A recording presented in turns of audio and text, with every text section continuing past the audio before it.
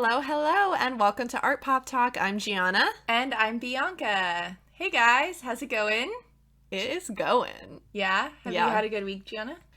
It's been a crazy week per usual. I am officially moving back to Edmond, so moving all of my stuff out of Stillwater this week. You know, moving is always just... I'm a pro at this point. I've moved like every single freaking year of college, basically. But right. I just hate moving. Yeah, I don't know that I mind moving. I kind of like unpacking. Yeah, well, I love like the decoration part, but I will say I am looking to downsize as well, as I think a lot of us graduates are. You know, there's just like a lot of crap I've accumulated over the course of my college days, so it's time to part ways with, you know, some stuff. Yeah, I was helping my best friend pack yesterday as well. She's also leaving Stillwater, and I went over to her house and we didn't even pack. We just got rid of a lot of the stuff that she has accumulated. I feel like as college students though, you take what you're given because you can't always like afford to buy things that you really want. So whenever you have the opportunity to take something and kind of decorate your home with it or make your space more engaging or more fun or your space, you kind of grab at that opportunity. So I feel like Alyssa and I had a lot of stuff to get rid of, but it was good. Yeah, and I feel that way about my furniture, like my big stuff, because actually a lot of my like handy-down furniture is from you. And it's nice stuff, like my couch. It's a great couch, but it's not worth picking up and moving and putting in storage at that point. Like, who knows where we'll end up in a year or so, 6 months. Like, you know, I have no clue at this point. Like, the world is my terrifying oyster at the moment. Now I'm just picturing like a really scary oyster like coming at me like your future is undetermined. But yeah, and like I have that really nice vanity dresser thing with that mirror that you got for like $10 at a flea market? Yeah, in Santa Fe. I got it when I was interning in Santa Fe, and it was like $10 and I knew I needed it, so I just drove it back up with me. And it's so nice. I really like it, but it is a heavy piece of furniture. And again, I just don't want to like bother putting in storage. And I know that during these times, someone else could probably use it. So needless to say, I'm getting rid of a bunch of stuff on, you know, Monday. Sold a lot of stuff on the old Facebook Market, which is a really wonderful handy tool. So no, I used Facebook Marketplace a lot whenever I moved to PA, which was really, really helpful. So well, and it's funny because when you moved to PA, we were talking about how it's weird you actually like buying a nice new couch and not feeling like you have to go to like Goodwill or like a flea market to find a couch, which is like, those things are fun, and like we're so used to doing that through our college days, but now it's like, oh, it's okay, you can actually start investing and buying new stuff for yourself if that's what you want. Right. I just paid off my really cute pink couch last month. Yes, I did, and I can't even sit on it. I'm sad because it's really cute, and it's the only thing for my apartment that I really bought new. I went around to a lot of different markets and antique shops and marketplace and bought a lot of nice used things, but I did really kind of selfishly want a couch that was mine, and it was an investment, like you said, so I paid it off, but I'm kind of sad that I'm not there sitting on it because it's cute, but it is literally so cute. I love how we're talking about like, ooh, I'm an adult, I'll buy my adult furniture, and the first thing you buy was like this bright pink couch. But it is gorgeous. But thank you. It's not even selfish. Like, I don't even want you to feel that way. But it's just breaking that norm. It's like when you go from being in college and being so broke and feeling like guilty about buying like anything, like, oh, I bought new nail polish, like, no. I know. Actually, I did buy new nail polish the other day, and I felt bad about it. I was like, I already have some nail polish, but I don't have this color. That's so funny. It's well, okay. I don't want you to feel guilty. You deserve it. Thank you. But, yeah. So, another week. This is going to be week 4. Yay! Episode 4. I know, I'm really excited. I think we have a lot of really exciting things planned. We do. I feel so, like, good and, like, sneaky a little bit. And scared. No, it's really exciting. I am just so appreciative of all the kind of initial support and, for lack of a better word, recognition that we're getting from the community just with the 3 episodes that we had put out prior to this one. So yeah, it's go time for us. I know. I'm super pumped. A lot of announcements coming in the coming weeks and some partnerships, which we're really excited about. And Gianna and I ordered some Art Pop Talk stickers.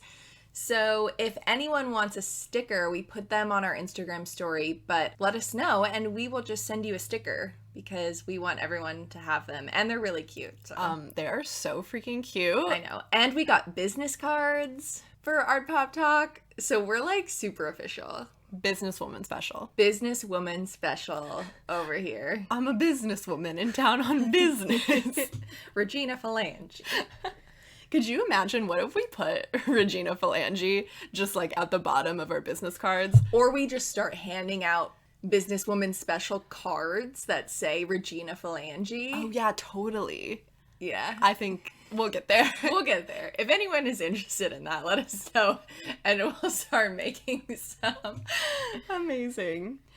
Well, a little bit of news this morning before we get into it. Did you see the CBS Sunday morning special on the balconies? I did, and I think it's important for everyone to know that Gianna and I are obsessed with CBS This Morning, and we grew up watching CBS Sunday Morning.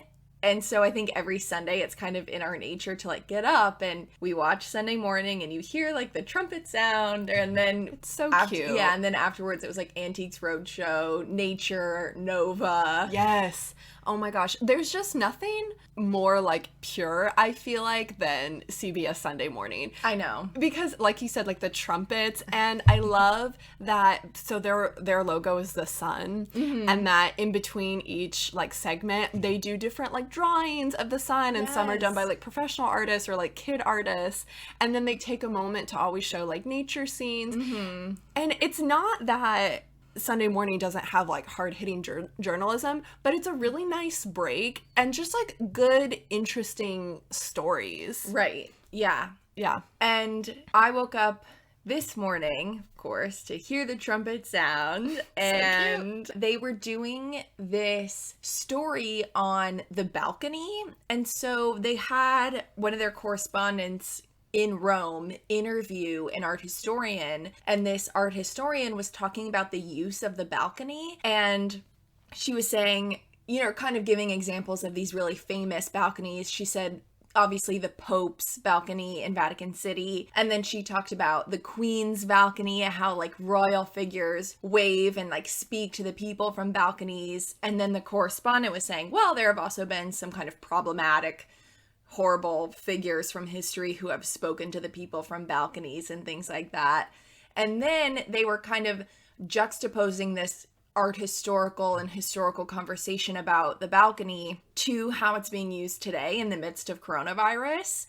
And so they had these violin and cello players. Yeah, so they are an American couple that both play in a prestigious orchestra. I'm not sure which one. I think it was the Nashville Philharmonic, Tennessee Philharmonic, yeah, somewhere in Tennessee. I think you're right. But yeah, so they're American orchestra players, and they bought a place in Italy right before everything started to happen with coronavirus, and they really sparked that trend for people playing music on their balconies, using their balconies to interact with, you know, their neighbors, all that fun stuff. So it really caught on, and they've put on little concerts, and then they're starting to like live stream it, and they become pretty well known in their community. And It was just so cute. And Yeah. they were just talking about, like, what would you do, like, with your balcony? Like, use it for goodness, or, like, Hitler use it for evil. I know. Right. It was really fascinating to think about how artists are going to play off this idea of the balcony, if we're going to see any either performance art from the balcony outside of kind of the musical realm, or if we're going to start seeing different media portraying the balcony, and like how in New York City people are like clapping pans and giving thanks to healthcare workers from the balcony.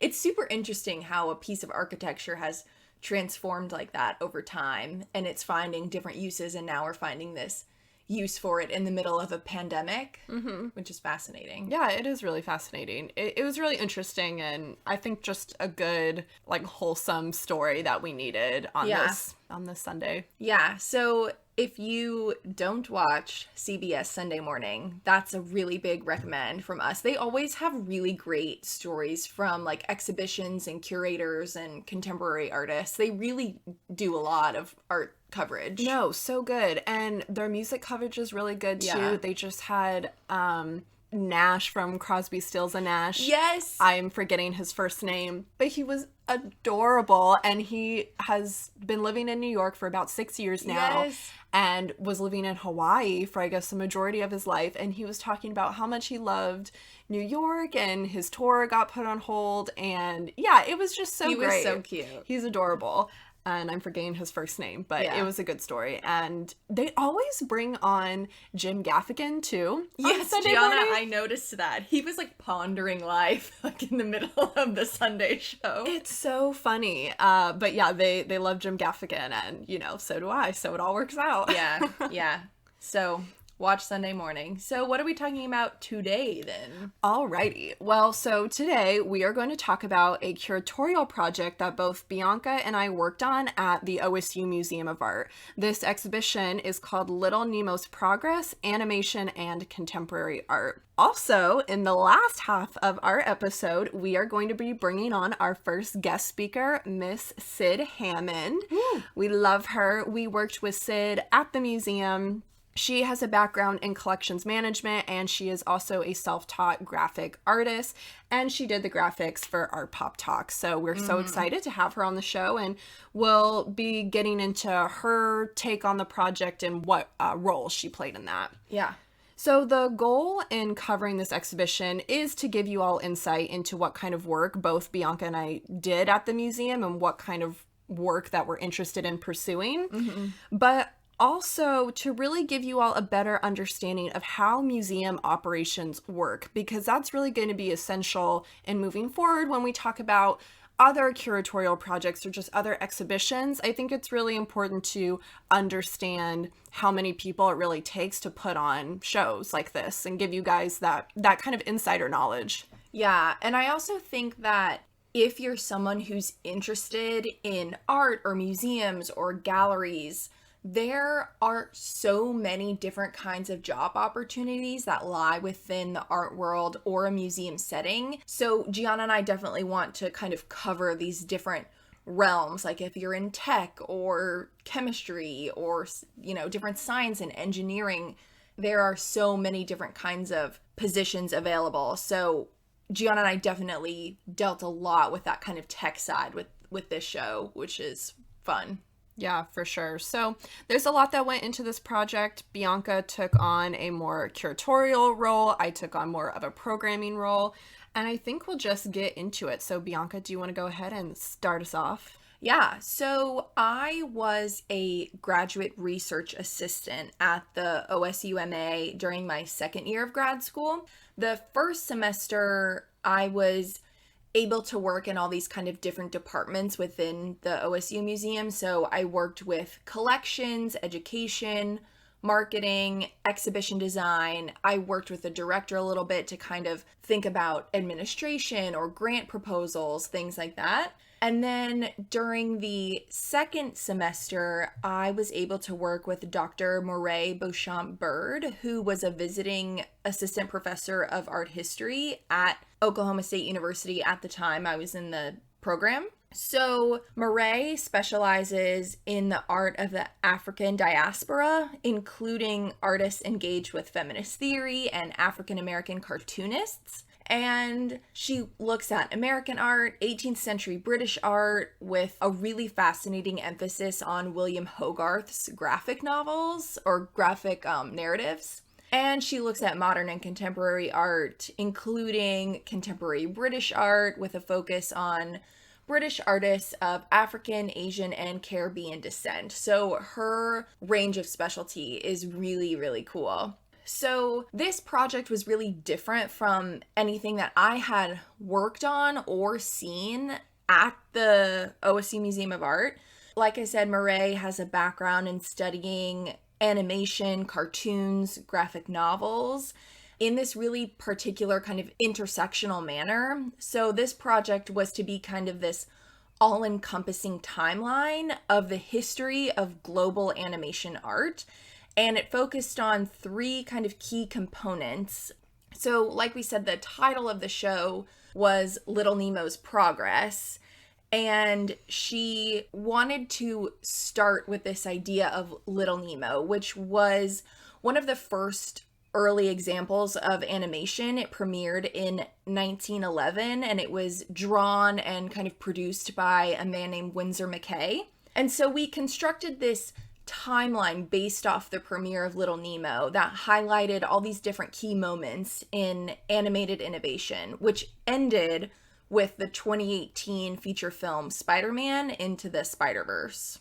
In the exhibition space, a detailed timeline had images of photographs, movie posters, DVD boxes, video game covers, which all were meant to illuminate the viewers on how animated works of art really have influenced popular culture, as well as technological advancements in the arts. That timeline was super essential to the exhibition. It really tied it all in together because it was also able to feature moments and works of art that wasn't featured in the works of art itself. And Syd was really instrumental in working on that timeline. Yeah. Not only creating it physically, but also doing a sway document, so a digital document people could follow along on an iPad. So the second component that Dr. Bouchant-Bird wanted to emphasize was this focus on addressing the process of animation art. So how has the process of animation been executed differently over time? She worked with a lot of different technologies, and she really wanted to include a diverse selection of not only artists themselves, but in their media. So she worked with Lyndon Barrois and Gabrielle Tesfaye to acquire these kind of process items that showed how the artists have made their type of animation work. With Lyndon Barrois, for example, he uses gum wrappers and then essentially uses these tiny gum wrappers to create figures and engage with stop motion animation. And Gabrielle Tesfaye used puppets and then created these puppets and animated them by hand.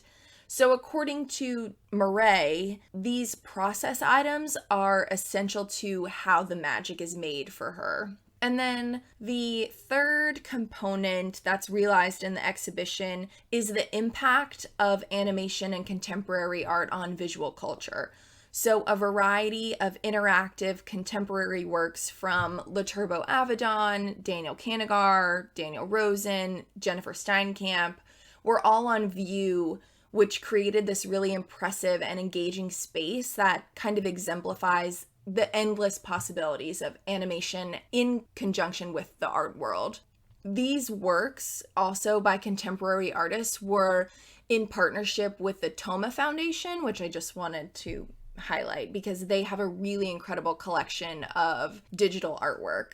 And then after moving through this main kind of gallery space, engaging with this timeline and these 3 components, guests were encouraged to visit the museum's art lab, which Gianna will definitely talk about, to play video games and discuss the show in kind of further impact with other types of artistic technology. Yeah, this show was so layered in so many different ways. It was, in the beginning, so extremely satisfying to bring such a complex, contemporary, and relevant interactive exhibition to our institution. So it was really exciting. So you were there straight from the beginning, as you were assigned to help Professor Bouchampert as an assistant student curator. Mm-hmm. So I really want you to walk us through what it was like being presented with that project from the beginning and what it was like helping to build it from the ground up. And I'm also interested in how long was Murray working on this project prior to bringing it to the museum and having the students involved in it? Yeah, well, I'm not sure I can speak to how long Murray had been envisioning this project. She had been in the department for a little over a year at that point, and I know that the museum likes to partner with the Department of Art and Art History to kind of let the art history and art faculty have some input or curatorial projects take place at the museum.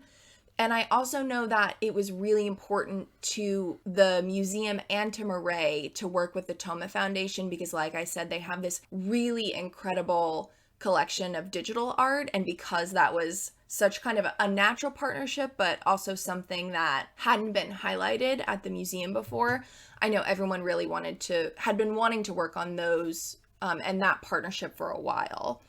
So I started to work with Murray as the assistant curator and project manager just before the fall semester ended. And when she initially told me about the project, it was kind of so large scale that she had told me she wanted to bring in this team of students to work on it. And even though we eventually did bring a kind of team of students together, I met with Murray one-on-one quite a bit, at least once a week one-on-one throughout the semester, if not more. We really flushed out kind of a lot of ideas together, and what I so appreciated from her was that even though this was her area of expertise and she knows so much about animation and Little Nemo and graphics, she really valued my input, which I just appreciated so much, coming from this extremely intelligent professor coming to me and really valuing my opinion and how I visualize the exhibition was really cool. Yeah, she really trusted me with her own research and her own work, which was a really humbling experience curatorially. So I felt very excited and privileged to work with her. Yeah, she's an excellent curator. So, as you mentioned out, the benefit and the amazing thing about having a university museum is that our art department can work so closely with the museum. So our professors have that opportunity to be external curators and then come in and present their ideas for a curatorial project, and then they have the ability to then bring on those interested students onto the project. Mm-hmm. So although the museum does have already a built-in student staff, they are not limited in providing opportunities for others that can be part of these larger up-and-coming projects. Mm-hmm. So this is great, but at the same time, that professor is also taking on the additional responsibility and the additional task of teaching these students how to function in this kind of group dynamic outside of the classroom. Mm-hmm. So, on top of their own personal research, publications, teaching. I think Murray was teaching 3 classes at least. As I really wasn't part of this group in the project, I more met one-on-one with Murray. So I want to know, how was the student dynamics within the curatorial team? How did it go? What was this level of contribution, and was it more or less difficult based on other projects you've worked on? Yeah, I'd say for me, this was the most difficult part of the project. It was really a new dynamic. Even though I had some curatorial experience before this, I was either the leader on the project or it wasn't such a large team that I was in charge of.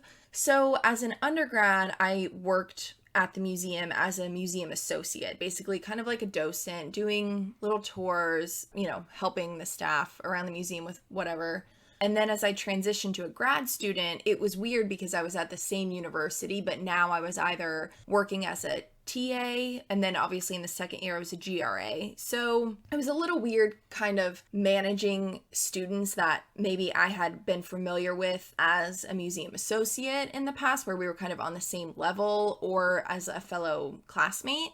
So that transition was kind of difficult because now I was, I guess, their superior, if you wanted to call it that, and really had to stay on top of these students to get their work done and turn it in so the exhibition could be successful. It was definitely the most involved curatorial work I had done up to that point. Because I was starting at the very beginning of a new project, it was different managing other people on top of my own work and wanting to bring Murray's research to light and things like that. So making everyone's ideas cohesive, and it's hard to kind of shut those ideas down whenever people are so passionate and so interested about this subject. And that's why Murray essentially brought them onto the team, but it's almost like too many cooks in the kitchen. And so I think that was a big learning curve for me, was how do I tell them this just isn't going to work? Or, okay, you have all these great ideas, but now I really need you to hone in on one of them. And that was challenging. And it's funny because this exhibition was installed in the kind of summer-fall transition after I graduated. So I had spent so much time working on this and kind of guiding people through it. And then when it was installed, I actually was essentially done with my part of it.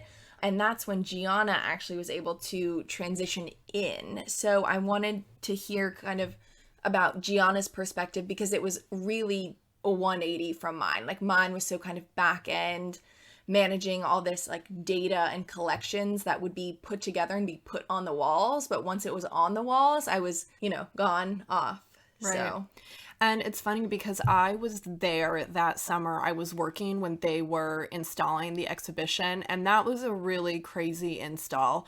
I did not help with the installation, but just witnessing it, we had our collections team, our preparator, just on hand all day, every day, especially dealing with the technological aspects of the exhibition. It was, at least as far as I worked there, the most tech-heavy show that we had, because essentially what we were showing were videos. Yeah. And they also had different requirements. I know that whenever we were doing the research part, we had to communicate with the staff at the Toma Foundation as well as the OSU Museum of Art staff, because Toma had regulations for how it was to be played and how it was to be displayed and how many square feet you need to show the Jennifer Steinkamp piece. Exactly. And sometimes the museum didn't have all the technology ready. Like, we had to order a lot of stuff to just display it properly. Yeah, and there was this one interactive piece that essentially functioned as a mirror, and when you would walk in front of this oval like screen, it would reflect your image in this very pictorial, fractured manner. So really cool, but it required this very specific projection because it had to be projected in this oval shape. Right. So really crazy tech stuff. So it was really cool to see all that, behind the scenes stuff go on over the summer. But my involvement in the project really came much later, as I did the educational programming for the exhibition, which that part was not new to me. To give you all a brief overview of the usual kind of educational and developmental programming I plan for whatever exhibition, that really normally includes things like tour plans or creating activity sheets or switching out all the resources in our art lab, which is our hands-on creative space within the museum. So this meant switching out toys and crafts and resources, and also, especially since the show was so tech heavy, putting on different programs onto our Macs in the art lab. So a lot of switching over and planning. And then also for one of our monthly programs called Second Saturday, again, that was usual for me, always planning big activities for the day that would tie directly to the themes of the exhibition. But for Little Nemo, I was given the opportunity to be the visiting artist coordinator for two featured artists in the exhibition. So that's really where things started to happen. Yeah, so Gianna dealt with a lot. It should have taken more than one person to bring in two visiting artists, let alone a student staff member. So do you want to talk about that process? Yeah, so to start off with, not only were we dealing with that, the crazy installations, dealing with all the tech stuff, we had a lot of turnover at the museum at that time as well. My boss had just moved and gone to a different institution, and my other supervisor was on leave for a little bit. So... And our preparator just had a baby. Our preparator had a baby. So our preparator had to leave during the most insane tech show install that I think the museum had seen up to that point. It was crazy. Yeah. In a way, like, I'm so proud of the team and how they pulled together, and that really proved to be such, a crazy time, but also really great supportive environment. Mm-hmm. But yeah, like, it was crazy town for a while. It was crazy town. It was crazy town. So in both of my bosses being on leave, I was working directly with the director of the museum at the beginning, Victoria Berry, and she, in looking to give me a new project in light of the situation, she was looking for someone to be the visiting artist coordinator for this grant in which we received money to do this visiting artist programming. So from that point on, I worked then directly with Victoria Berry and Dr. Bouchampard. And because there was a lot of grant money involved in this exhibition, it was a little bit different. It wasn't just like, oh, like, here's your money now, like, you have fun, like, you do whatever you normally do. There were a lot of requirements that I had to fulfill in order to meet the needs of this grant. Mm-hmm. So specifically, the most essential part was to have student engagement. Right. Which was really great and made a lot of sense. This was a university-based grant. So, like, obviously, they want to give you money so you can, enrich the lives of students in different and unique ways, which was great for me because at that time, I was specifically focusing on college and adult programming. So really in line with my vision, which was why I was given, the opportunity to be on this project, which was great. So I was working with Murray, having constant meetings with her, either like in person or over the phone. And I got an understanding of the logistics of really how grant works, which in the beginning was an amazing opportunity because I hadn't worked with grant, or I hadn't written any grants up until that point. So being able to be in on that aspect of the planning as an undergraduate student was really special. Yeah, I think that's one of maybe the unfortunate downfalls of my program, undergrad and grad at OSU. I was not able to take a grant writing class from the art history department. They just didn't offer one of those classes. And we had talked about doing kind of an after hours grant writing session, which would have been really helpful, but it seemed like it never worked out. So for an undergrad to be able to learn how grant writing in the arts works is really nice. Yeah, it was great. It's a lot. Oh, it's insane. To be thrown into an actual grant instead of just learning about how they work and how the language works and the requirements. Absolutely. I mean, I'll kind of get into the timeline about how long, I plan for each artist to come, but this was all I did for that semester. Right. I could not dedicate my time to anything else. Of course, I worked tours and special events when it came up, but this was my project for that whole semester. Because it was really just me. Yeah. So do you want to talk about some of the events and how long it took to plan those and help them come to fruition? Yeah. So with meeting with Murray, it was a great starting point because I really got to understand what her vision was, what was required of the grant, and then we could use my perspective in finding the best way to then carry out these plans. Mm-hmm. As a employee at the museum and as a student, I think that my perspective was essentially very unique and important because I had that insider knowledge of how to engage these students. Right. So the artists were scheduled to arrive at different times over the course of the semester. I think for each artist at the longest, it was about 2 months of planning. So that makes sense. I mean, it was roughly, if you think about that, 4 months, that pretty much takes up the whole semester. Right. Yeah, it was crazy. And mostly why it takes so long is because when you want to involve students in different and unique ways, that means that I had to plan for events both inside the museum and outside of the museum. And having more events in different locations just means more people that I solely had to coordinate with. Right. Hence Crazy Town. So as an on your own. On my own. It's not like you had like an assistant to help you with this stuff. No. That would have been lovely. Right. No, so of course, like, I would get the green light from Murray and from the museum, and then I would take care of the rest of the communication. Mm-hmm. So our first artist, Lyndon Barawa, he, as Bianca mentioned, is a digital stop motion animator. He specifically works with making gum wrapper figures into stop motion pieces. So he's a really interesting artist because he not only is practicing independently, but he also has a very prolific career in the film industry. He did the animation for the Matrix trilogy, Happy Feet, and Alvin and the Chipmunks. Yeah. And a number of other ones. Right. And I think when we met with him, he was starting to work on some other film projects too. Yeah.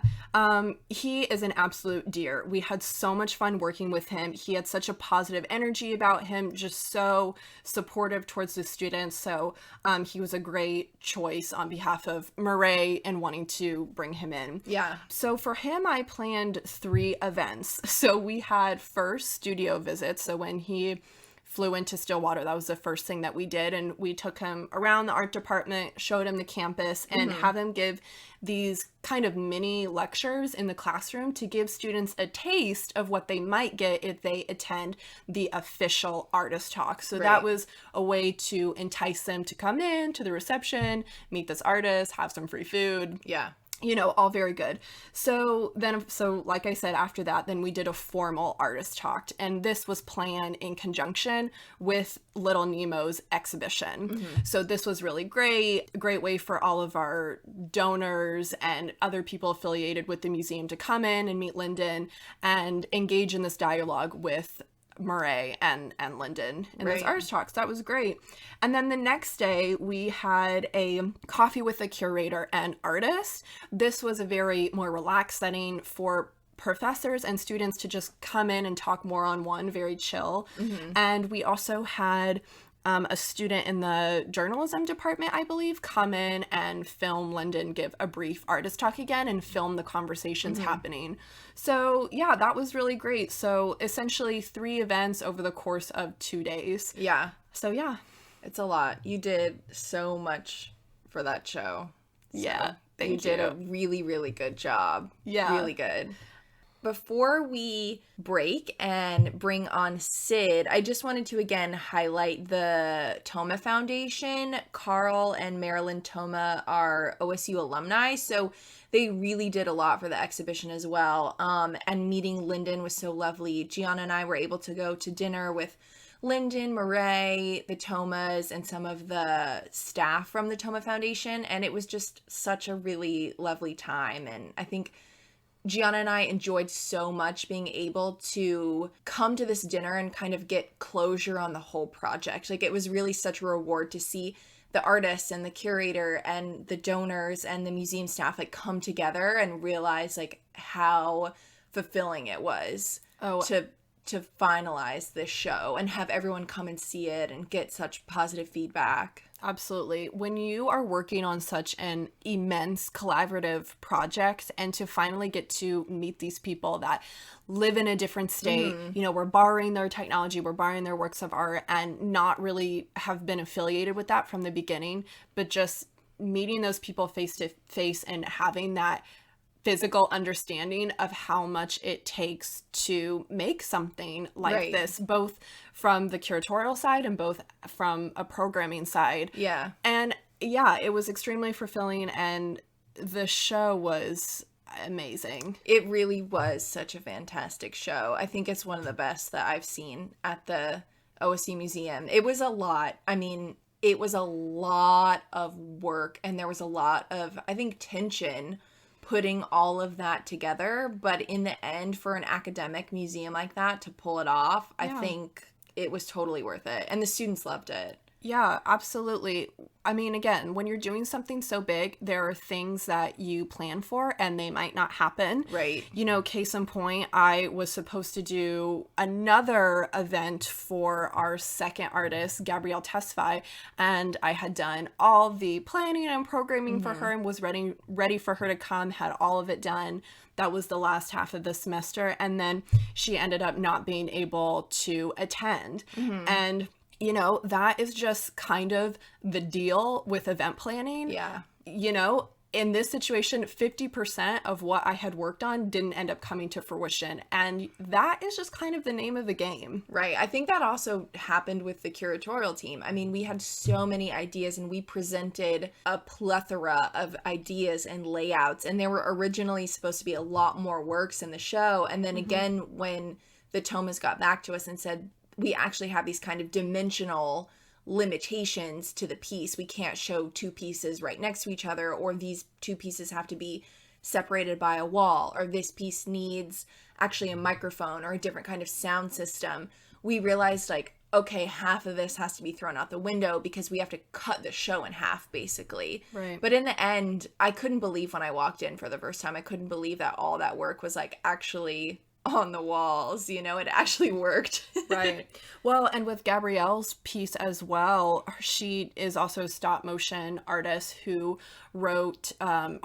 created a piece about the Middle Passage. And we did so many hands-on projects at the Prairie Arts Center, making our own puppets and stop motion figures. I had so many wonderful conversations with elementary and middle school kids about slavery and the Middle Passage. Such in-depth and insightful conversations that you can't always get in a classroom setting. Right. And so it would have been amazing for her to come, but her work just proved to be so fulfilling to talk about in tours, and it really got the community excited about it. And so, you know, that didn't work, and it all worked out, and it was great.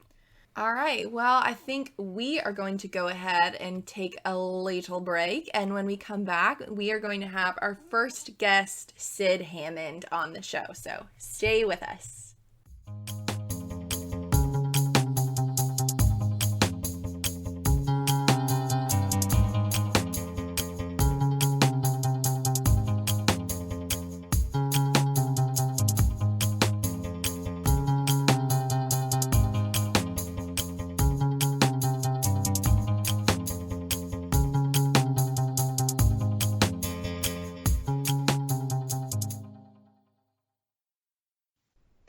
Hello, everyone, and welcome back. We are here with the lovely Syd Hammond. Syd, how are you? I'm pretty good. How are you guys doing? We missed you. I miss you too. I know. I feel like we've been able to talk to you for a while, but I haven't like seen you in person in so long. Yeah, it's painful. I don't like it. How is Stillwater? That's where you are, right? Yes. Stillwater's pretty good. It's pretty dead. Okay. It's, all the college kids are gone, so that's nice, but it's still crazies running around. Yeah. There was like a national news article, right? About stuff in Stillwater. Within 24 hours of the mayor having a decree to enforce all masks wearing in every retailer and in Walmart and any grocery store, there was gun violence threatened within one day. And so then they had to completely revoke it the next day. Wow. Go Pugs.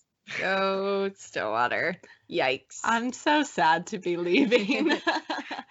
Well, I'm glad you're safe, and I'm glad that you're still able to work and working from home and things like that. So, well, before we kind of get into things, do we want to tell everyone how the three of us met? Sure. I think, Gianna, you met Syd before I did. Yeah, well, actually, Syd, you and I met even before the museum. We had our 3D Foundations class together. We didn't even meet in the class, technically. We met on the bus leaving the class. Oh, yeah. That's cute. Because I recognized you, and I sat next to you and was asking about you, and then we found out that we were both from Edmond, and that you just went to a different high school, and that we had mutual friends, and it just kicked off from there. Yeah, and then couldn't get rid of me from there. And Syd, I don't remember the first time you and I met. I feel like I knew who you were for a while. Oh my God, I was so intimidated by you for the longest time. Really? You can be intimidating. No, you walked in and No. you had this air of like, I own the place. And that was it. And I always wanted to talk to you because I'm like, oh, it's Gianna's sister. She sounds cool. And then I would make eye contact, like, I can't talk to her. You just have like bitch boss like all the time. Wow. But like in a good, like empowering way. Well, I don't want to be scary because No, it's I'm more so like not Doja afraid Cat's now. Boss Bitch is like playing in the background when you walk in. I'm dead. That's amazing. Well, I'm glad that like we are friends now and you're not scared to talk to me. Yeah, no, I know you guys are both just huge dorks now, so it's fine. It'll blow our cover. Thank God. Thank God. Oh my gosh. So, Syd, do you want to talk a little bit about your kind of background in the arts, what you did at OSU, and how that kind of fed into your involvement with the Museum of Art and then eventually into the Little Nemo project?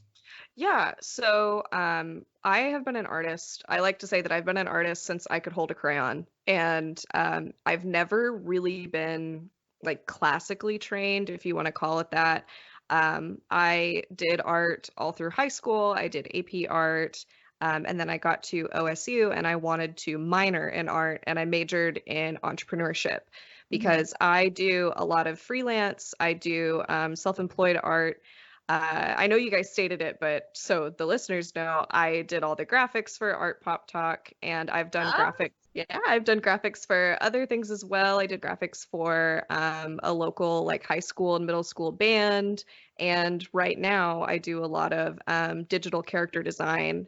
And it's kind of cool to talk to you guys about art in the context of my experience, which is very self-taught and not really academic until I got to college. And then you guys have always had this more fine art education since you guys were kids. So it's really cool to kind of blend those two areas. Yeah, definitely. We're so glad that you were able to do our logo. I think that's kind of also like you are the perfect person to have do that because we do want to mix that kind of graphic sense with that David classical kind of art history figure. Well, thank you. No, we love our logo. It's literally, it's so on brand. I just love it. Even before we knew like what we were doing, like when you did the little like sketch, you like dropped in the photo of David and then like you just did a quick sketch of me and Bianca's like faces like next to it, and we just immediately were like it's like shook, like that was it, done deal, take my money. I know. Like it was so good. Truly. Okay, so Syd, can you talk about your relationship with the museum, what your position was when you first started working, and kind of your evolution of, you've had a lot of different positions there, so. It was quite an experience. So I didn't know that the OSU Museum of Art existed until I met you, Gianna, and then you explained that you had worked there, and you kept telling me, I think for like an entire semester and maybe a semester and a half to apply. And I finally did. I was like, bitch, please apply. I need you to work with me.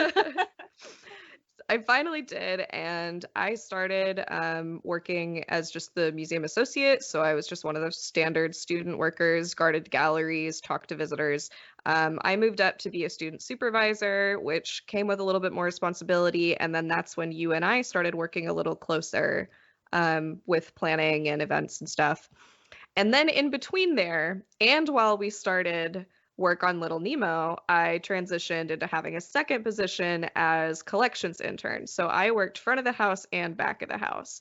So I worked with our two collections professionals, and what's the word that I want to use? I guess cataloged a lot of previously organized stuff in the collection with our database.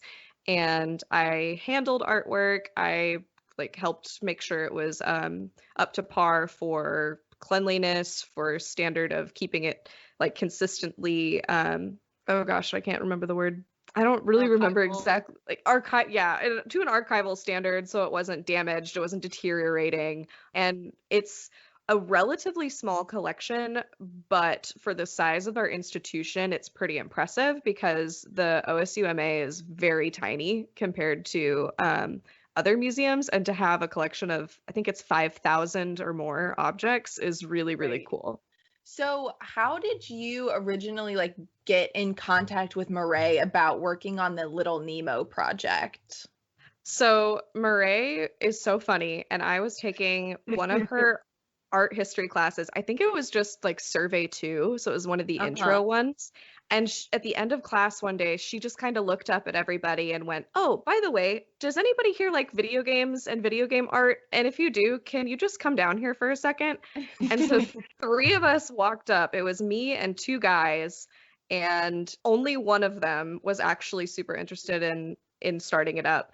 And so she just said, "Okay, well, we're doing an exhibition pretty soon, and I want to hear your guys' ideas, and I want to see what you think about like specific kinds of art styles used in video games, because I think it could be included." And that was Right. it. She did not say anything else about what we were getting into. She asked if we could have a couple meetings, and so we met in her office like once during that semester and then once in the summer. And from there, she just immediately launched into, "Okay, so this is what we're going to do. And I'm going to get you guys emails and I'm going to send you all of this. And then this is what the research is." But I didn't hear what the exhibition was until we started getting in contact with you, Bianca. And then we were Yeah. setting everything up. So I was just kind of picked up and thrown in the deep end. Sounds And I about felt right. like, yeah, I felt like I could not back out, and I didn't want to, but it was still like, oh, I don't know exactly how I got here, but I guess I'm seeing it through. You know what? I'm so thankful that you were on the project because I can't tell you enough how much I appreciate the statement, "I'm going to see it through." Because we had at least one student who I never heard from again just stop showing up Oh to my God. meetings. And he was And the guy that came up with me, and he seemed so interested, and then he tried to take over for a few times, and all of us just kind of made eye contact like we're on The Office, and then we're like, "Nope," and he just stopped appearing. I am pretty impressed, and I feel so happy that the end team was a group of women who really, and the majority of the OSUMA staff are women. And for our kind of little curatorial team to be women working on this intense, like tech and video game heavy project is really cool. So I'm glad that you were part of that group that Murray originally picked to talk about video games. Oh, thanks. I'm also really glad that I could represent women in video games and in more of like a non-traditional sense of art, because that kind of style of art is so heavily male dominated, and even to the base of who buys it and who consumes it and who discusses it is mostly male. I mean, I have a group of friends that we talk about video games literally every day, and I'm Right. the only woman in the whole group. And I adore these guys and they're wonderful people, but it's still very jarring to think like, "Oh, I'm the one that did all the research for the show, yet everything is still pretty much catered towards a male audience." So it was really nice and kind of like a haha, gotcha moment Yeah. whenever everything premiered, that we could say we were a team of women and we put this together, and it's just as accurate as compared to if a group of guys did it that had been in the same situation. Yeah. Yeah. So, with that in mind, we wanted to ask what you found the most difficult part of the project to be. I think it was really interesting in you coming in on the project. I mean, me and Bianca have talked about it. We aren't big gamers. We didn't really grow up with video games. It hasn't really been a big part of like our lives. And so when I heard that we were going to do an exhibition about video games, I really didn't know what to expect. And then because we were so close, you had given me all this like really just interesting insider information on, oh, this video game you would really like because it's done in this more artistic way, or like because of the characters. And so I'm curious about what you thought was like difficult or successful. And I just think you're amazing. Well, you guys are amazing. I would say that, I guess, to kind of give a full overview of what my part really was, because Murray Yeah. did kind of shove the umbrella term of video games and animated art onto me. And we were a team of what, 5 people total. So what I did in the beginning was I researched, one, the technological history of video games, and two, the artistic history, because you can't discuss one without the other. Because it started with Pong, literally just a ball and 2 boxes going across a black screen. You can't do anything artistic with that if you don't have the technological advances. So to keep it brief, started with like basics, which was vector and really old school, like 70s, early 80s stuff. I moved into pixels, which is kind of where we started, where whenever we were really small, that was fading out, but was really popular. And then into polygons. So polygons are what you see in like Pixar and Disney movies and stuff, where it's all 3-dimensional. And the more polygons that you have, the more realistic it tends to be. So I did all the research for that and then had to boil down these concepts into very colloquial terms to people who are obsessed with like oil paintings to understand the digital aspect of it, which was fun and challenging, but it was still a little strange to kind of bridge that gap of art, because in video games and animated media, there are their own art movements. And like Gianna was saying with recommending like, oh, I think you would like this game because of this, there are such a breadth of genres and ways to play games that so many people don't realize truly is its own art movement. One of my favorite examples, which we talked about in the show, was the video game Journey. And it's set with, there's absolutely no violence. You cannot hit anything. You can't pick up anything. The only thing you can do is move around, and you can jump and like make a little noise. And that's to signal to other people that are playing, oh, here I am. You can't say any words. It's just one noise. And the whole point of the game is to get from point A to point B. And you start in the desert and you go to a mountaintop. And there's no like, the character's only humanoid. So you can completely project yourself onto this character as you move through this beautiful world and interact with all these really cool things. And it only takes you maybe an hour to get through the whole thing. Right. When you think of video games, you wouldn't think of something like that.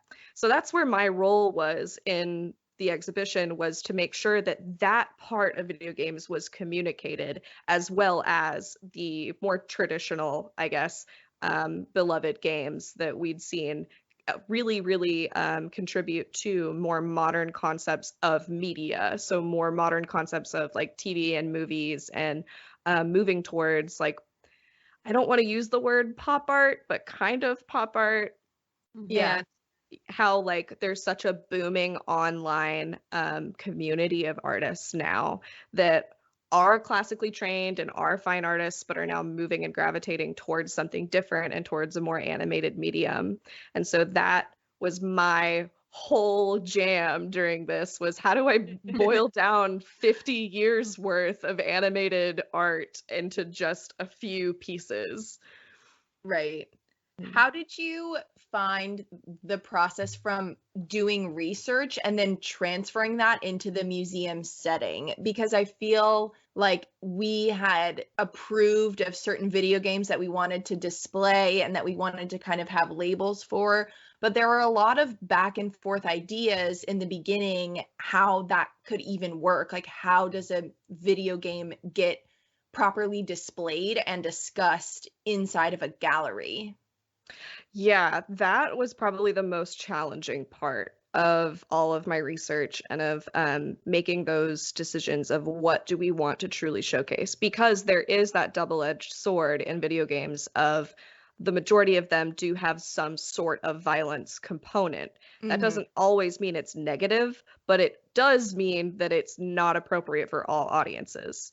So for us in a state-sanctioned school related museum, it was really difficult to make sure that that was communicated, that like we're not trying to compare this to the gameplay aspect as much as we are the beauty aspect and the process in which it was created. So I think our final ones that we went with, which it's been a year, so I'm sorry if I forget. We went with The Legend of Zelda Ocarina of Time, which is 22 years old now, and it's regarded as like the best video game of all time. And at the time, it was extremely technologically advanced, but it's also kind of heavily rooted in this fantastical storyline that is beloved by, I want to say, 3 generations at this point, because they're still making games for that. And so it's more of the narrative that was the beauty aspect, and that you were completely immersed in this giant world of it. But then I wanted to showcase the artistic creative side, so we had the interactive Minecraft exhibit. And when you say that, it sounds really dumb. But it was a really cool aspect that we were able to plop down a hand-built arcade cabinet with Minecraft accessible to all ages in the middle of what is usually a contemporary and fine art museum. Right. So, and it was a way to kind of communicate multiple generations and get them involved in the museum itself, because that was our main goal, is we wanted students and younger audiences to feel welcomed in it. And so that was the one thing that I was really, really pushing for. And then there came the backlash of, well, what else do we showcase? And it became the battle of, well, I like this game, so let's include it. But does it have the artistic value? Does it have the basis of what we're wanting to truly talk about in everything that we're discussing with animated art over time? So that was the hardest part of it, I think, is that a lot of bias comes into it. And I know that was a point of contention for our team. And I remember there was a day where you kind of looked at me, Bianca, because you were completely lost, that one of the girls and I were going back and forth and saying, oh, it should be this one. Oh, but no, it has too much violence. But it was voted best game of the year this year. But it didn't run on a new engine, so the visuals weren't better. And Bianca, you're just like, just pick one. And that's, I think, really similar to like what you guys do in your podcast as well, is that you're talking about art in the context of how everyone can understand it. And for other people, like to me, all of that makes sense, that conversation that we had. But to you guys, that was just over your heads immediately. And the opposite is also true. So I think that was what really drew me in and kept me on the project, and what forced me to kind of make those really difficult decisions on what are we actually going to talk about, and what do I want the public to know about video games, and in the context of actual artistically moving forward. Because I know we had, I guess you guys have probably already talked about it, but the chronology, the whole timeline that we all worked on. Yeah. And once we got that up on the wall, to see from like the late 1800s all the way to 2018, whenever we were talking about Into the Spider-Verse, from its pure animated potential, that's insane. And of course you have to bring in the interactive element of the video games in and of itself. I'm ranting at this point. I don't even know if that answered your question, but No, I absolutely did. I mean, I think you taught me so much about this other world that feels like I should know something about. Like, I'm involved in visual culture, but growing up, I think part of why I felt like I was missing out on this conversation, because it was partly so nostalgic, like you were talking about earlier, and that kind of connection and that like deep rooted passion in video games I had for kind of something else, like the movies we were talking about in the timeline or whatever. It didn't come from that gaming perspective, but it opened my eyes so much. And I think that you did such a great job. Gianna and I were kind of talking about this earlier. That decision-making process can be so hard when you are passionate about something. Yeah, I think that's, like I had mentioned with the several point of contentions whenever we were having our meetings. Also, it was 8:00 in the morning. So they were early meetings. A whole deal. But yeah, whenever you bring that much passion into it, it does completely change the game. And for me personally, I played video games since I was 7 years old. I still have my original console. I still have all my original games. I literally have been building a computer, which is what I was doing this morning, trying to fix it so that I can play more games. And that's also what's kind of shaped this whole other generation of artists, which is what really we tied into as best as we could at the time into the exhibition, that you're not hearing about animation and you're not hearing about animators and what goes into that and what kind of skills it takes when you go through a more classically trained program like OSU's studio art and fine art programs.